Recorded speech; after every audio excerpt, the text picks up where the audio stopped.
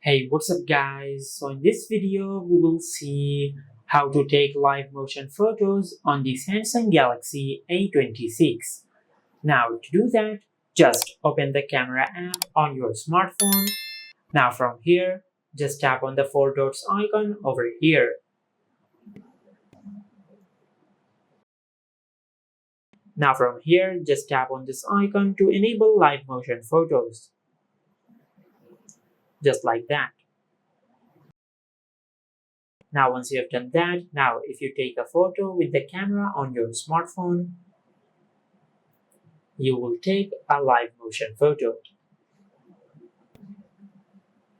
Just like that. Now from here, if you tap on view motion photo, you can see that we have successfully captured a live motion photo with our smartphone.